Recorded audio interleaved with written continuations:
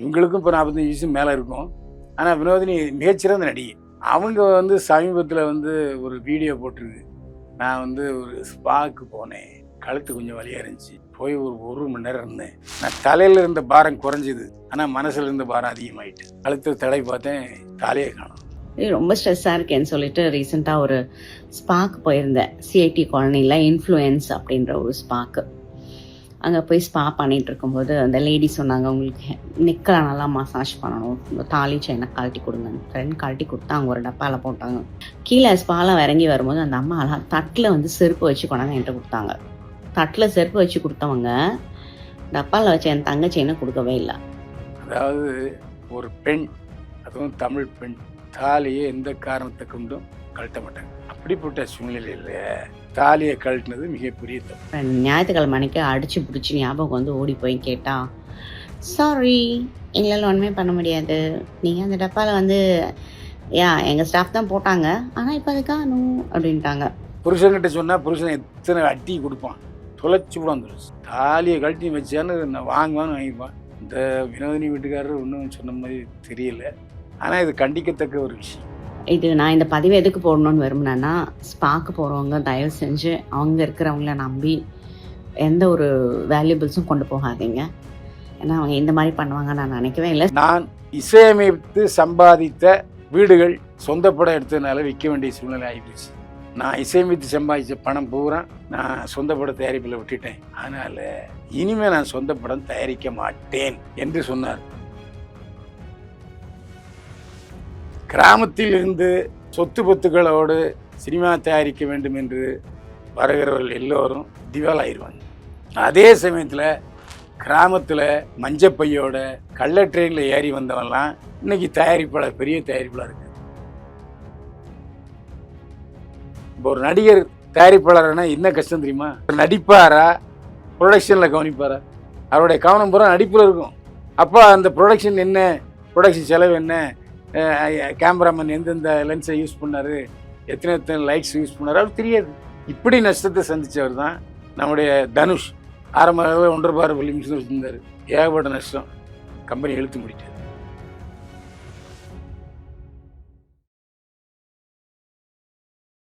ஆச்சி மசாலா, எந்த சமையலும் ருசி தேடும் ரகசியம். 20 ரூபாய். போர்வைக்கால அட்டகாச ஆடியோ ஆஃபர் ஸ்டார்ட் ஆகிருச்சு. போர்வைக்கால பொருட்கள் வாங்கி 1 கோடி மதிப்புள்ள கிஃப்ட் வின் பண்ண வாய்ப்பை பெறுங்க. Periyar Maniammai institute of science and technology, Thanjavur. CSE with specialization in AI and ML, data science, cyber security and more. King TV நேயர்கள் அனைவருக்கும் வணக்கம். இன்னைக்கு நம்ம இன்டர்வியூல நம்முடன் இணைஞ்சிருக்க சிறப்பு விருந்தினர், மூத்த பத்திரிகையாளர், பிரபல யூடியூபர், சினிமா விமர்சகர் திரு பைல்வான் ரங்கநாதன் அவர்கள். வாங்க பேசுவோம் சார். வணக்கம் சார். வணக்கம். என்னை வாழ வைத்துக் கொண்டிருக்கும் யூடியூப் சேனல் நேயர்களுக்கு நன்றியும் வணக்கம் சார். நம்ம இந்த வடிவேல் காமெடியில் வந்து இந்த ஒரு காமெடி கேள்விப்பட்டோம், கிணத்த காணும்னு சொல்லி கம்ப்ளைண்ட் கொடுப்பாரு. அது மாதிரி இங்கே ஒருத்தங்க வந்து தாலியை காணும் அப்படின்னு சொல்லி ஒரு வீடியோ வெளியிட்டிருக்காங்க. ஆனால் அந்த வீடியோவில் எப்படி பார்த்தாலும் அங்கே வந்து தாலி பறி போன மாதிரி ஒரு கவலையே தெரியல. ஆனால் தாலியை காணும், தாலியை கண்டுபிடிச்சு கொடுன்னு சொல்லியிருக்காங்க. யார் சார் அந்த நடிகை தாலியை காணும்னு கம்ப்ளைண்ட் கொடுத்தவங்க? நீங்களே பார்த்தேன், அந்த நடிகை முகத்தில் சோகத்தை காணும்னு சொல்கிறீங்க. அப்புறம் யார் அந்த நடிகைன்னு கேள்வி கேட்குறீங்க. இல்லை, உங்கள் வாயில சொன்ன நல்லா இருக்கும் சார். அப்படி சொல்லுங்க. சொல்லுங்க. அந்த நடிகை பேர் வினோதினி. வினோதினா நல்ல பாலுமேந்திரா படத்தில் பிரசாந்தோட ஒரு சட்டை மட்டும் போட்டிருப்பாங்க, கீழே தொடரெல்லாம் தெரியும். அந்த பாட்டு சீனில் ரொம்ப நல்லா நடிப்பாங்க. பல படங்களில் பழைய படங்களில் வினோதினி நடிச்சிருக்காங்க. KS ரவிக்குமார் படத்தில் நிறையா நடிச்சிருக்காங்க. அவங்க பேர் வினோதினி. இப்போ ஒரு வினோதினி இருக்காங்க, அது கொஞ்சம் 45 வயசு. இவங்களுக்கும் இப்போ 45 வயசு மேலே இருக்கும். ஆனால் வினோதினி மிகச்சிறந்த நடிகை. அவங்க வந்து சமீபத்தில் வந்து ஒரு வீடியோ போட்டிருக்கு. நான் வந்து ஒரு ஸ்பாக்கு போனேன், கழுத்து கொஞ்சம் வலியாக இருந்துச்சு, போய் ஒரு மணி நேரம் இருந்தேன், அப்படியே தூக்கம் வந்துட்டு பாதி தூக்கத்திலே காரில் வந்து ஏறி வீட்டுக்கு வந்துட்டேன். ஆனால் வாசலில் ஒரு பிளேட்டில் வச்சுக்கிட்டு செருப்பெல்லாம் கொடுத்தாங்க. ரொம்ப சந்தோஷமாக இருந்தேன். அப்படியே வீட்டில் வந்தேன். 2 நாள் சும்மா தலையில் இருந்த பாரம்லாம் குறைஞ்சிருச்சு. நான் தலையில் இருந்த பாரம் குறைஞ்சிது, ஆனால் மனசில் இருந்த பாரம் அதிகமாகிட்டு. கழுத்தில் தடை பார்த்தேன், தாலியை காணோம். ஏன்னா நல்லா ஞாபகம் இருக்குது. ஸ்பாவில் தான் போய் அந்த ட்ராயரை திறந்து அந்த பொண்ணுக்கிட்ட கொடுத்தேன். அந்த பொண்ணு தான் அந்த ட்ராயரில் வச்சுது. அப்புறம் ஃபோன் பண்ணி கேட்டால், இல்லை மேடம் நான் பார்க்கல மேடம், நீங்கள் எடுத்துருப்பீங்கன்னு நினச்சேன் வேணாம் அப்படின்னு சொல்லிட்டு ஒரே வார்த்தையும் சொல்லி, இப்போ நான் போலீஸில் கம்ப்ளைண்ட் கொடுத்துருக்கேன் அப்படின்னு சொல்கிறாங்க. அதாவது ஒரு பெண், அதுவும் தமிழ் பெண், தாலியை எந்த காரணத்தை கொண்டும் கழட்ட மாட்டாங்க. புருஷன் இறந்த பிறகு தான் தாலியை கழட்டுவாங்க. காலையில் எழுந்த உடனே சில பெண்கள் வந்து தாலியை எடுத்து கண்ணில் ஒத்திப்பாங்க. இதெல்லாம் உண்டு. எந்த நகையை, மோதிரம், செயின் எல்லாம் கழட்டுவாங்களே தவிர மெட்டியையும் கழட்ட மாட்டாங்க, தாலியையும் கழட்ட மாட்டாங்க. அப்படிப்பட்ட சூழ்நிலையில் தாலியை கழட்டினது மிகப்பெரிய தப்பு. அதுக்கப்புறம் 2 நாள் தாலி இல்லாமே படுத்துங்கிறது அதை விட பெரிய தப்பு. அப்போ என்ன, தாலிங்கிறது ஒரு மரியாதை இல்லாத விஷயமா? இதை புருஷன்கிட்ட சொன்னால் புருஷன் எத்தனை அட்டி கொடுப்பான், தொலைச்சி விடும். தொலைச்சி தாலியை கழட்டி வச்சான்னு நான் வாங்குவான்னு வாங்கிப்பான். இந்த வினோதினி வீட்டுக்காரர் ஒன்றும் சொன்ன மாதிரி தெரியல. ஆனால் இது கண்டிக்கத்தக்க ஒரு விஷயம். ஸ்பாக்கு போன இடத்துல தாலியை கழட்டி வச்சேன், நான் திரும்பி எடுக்க மறந்துட்டேன்னு சொன்னால் அது மிகப்பெரிய வினோதினி தப்புன்னு தான் நான் சொல்லுவேன். இதை விட கொடுமை என்னென்னா, அதை வீடியோவில் போட்டு தனக்கு ஒரு பப்ளிசிட்டி தேடுது. அது மட்டும் இல்லை, நான் ஒரு 2 மாதமாக வந்து வீடியோவில் வரவே இல்லை, பேசவே இல்லை. அது எனக்கு ஒரு மன உளைச்சலாக இருந்துச்சு. இப்போ நான் பேசுகிறேன்னு சொல்லுது. அப்போ இதை பார்க்கும்போது இது வந்து கம்ப்ளைண்ட்டோ தன்னோட வழியை சொல்கிறதுக்காக இல்லை, கண்டென்ட் ஒன்று கிடச்சிருச்சு, இதை வச்சு ஒரு கண்டென்ட்டை போடு அப்படின்னு மாதிரி இருக்கு. ஆமாம், அதில் என்ன தப்பு? நடிகைகளுக்கு நடித்து காசு வந்தா என்ன, கண்டென்ட் போட்டு காசு வந்தா என்ன? காசு காசு தானே. அந்த காசு வந்து செல்லும் தானே. இல்லை இதில் கண்டென்ட் வச்சுல காசு அப்படின்னு எழுதியிருக்கா?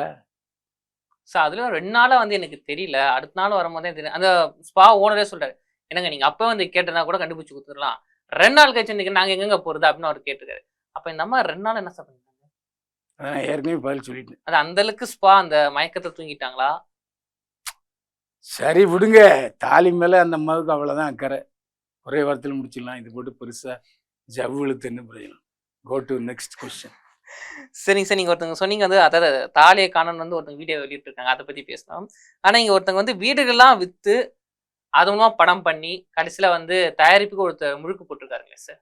சொல்கிறதுக்கு முன்னாடி அந்த காலத்தில் நீச்சல் குளத்தோட வீடு கட்டின ஒரு நடிகை ஹபீபுல்லா ரோடில் சாவித்திரி, நடிகர் சாவித்திரி, அவங்க படம் எடுத்து அந்த பங்களாவே வித்துட்டாங்க. படம் எடுத்ததுனால வாடகை வீட்டுக்கு போயிட்டாங்க. அந்த கடைசி நாள் பத்திரிகாரங்களை கூப்பிட்டு விருந்து வச்சாங்க. நாங்கள் ஏதோ புதுப்படம் டைரக்ட் பண்ண போகிறாங்க போலன்னு போனால் எல்லாம் சந்தோஷமாக சாப்பிட்டோம், எல்லாம் பண்ணோம்.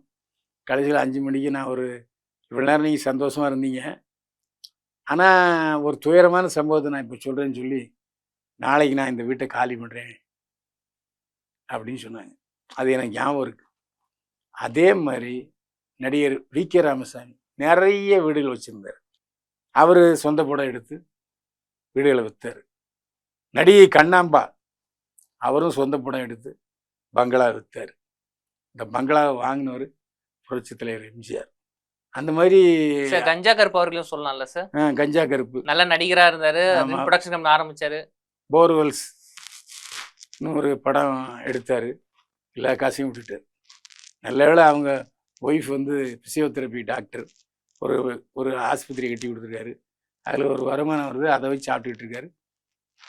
கஞ்சா கருப்பு. அந்த மாதிரி நிறைய பேர் சொந்த படம் எடுத்தவங்க சோகத்தை செஞ்சுருக்காங்க. ஏவிஎம் ராஜன், புஷ்பலதா ஜோடியினர் சொந்த படம் எடுத்தாங்க.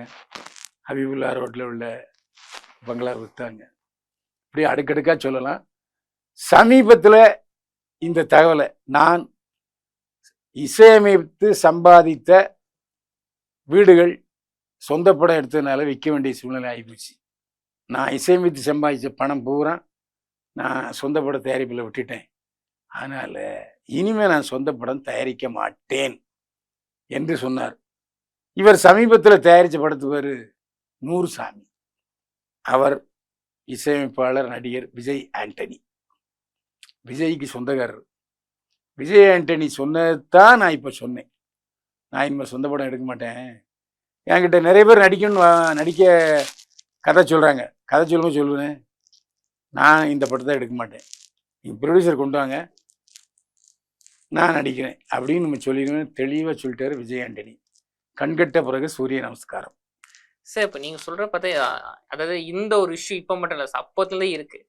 சினிமா பல நேரங்களில் அந்த தயாரிப்பாளர்கள் வந்து நிறைய பேர் சொல்ல முடியாது, சில தயாரிப்பாளர்களை வந்து நடுவோட நிக்க வச்சிருக்கோம் அப்படின்னு ஒரு கேள்வி வருதுல்ல சார். நிறைய பேர் சினிமாக்குள்ள ஊர்ல இருந்து வருவாங்க. ஆனா நிறைய பேர் வந்து இந்த நான் படம் எடுக்க போறேன், நான் வந்து ப்ரொடியூசர் ஆக போறேன்னு சொல்லி இந்த சொத்தை எழுந்து நிறைய பேர் போயிருக்காங்களா சார்? நீங்க சொல்றதே கொஞ்சம் பேர், இன்னும் நிறைய பேர் இருக்காங்க. கிராமத்தில் இருந்து சொத்து பத்துக்களோடு சினிமா தயாரிக்க வேண்டும் என்று வருகிறவர்கள் எல்லோரும் திவாலாயிருவாங்க. அதே சமயத்தில் கிராமத்தில் மஞ்சப்பையோட கள்ள ட்ரெயினில் ஏறி வந்தவன்லாம் இன்னைக்கு தயாரிப்பாளர், பெரிய தயாரிப்பாளர் இருக்காங்க.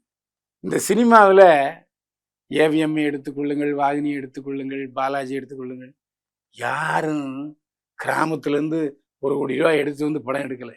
எல்லாரும் நடித்து சம்பாதிச்சு படம் எடுத்தாங்க.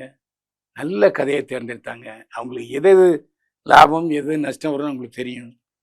இப்போ ஏவிஎம்மில் போய் கதை சொல்கிறதா இருந்ததுன்னா 4-5 நாள் அந்த கதையை போட்டு யோசிச்சு இது சரியாக வருமானு சொல்லி தான் அதுக்கப்புறம் படம் தயாரிப்பார்.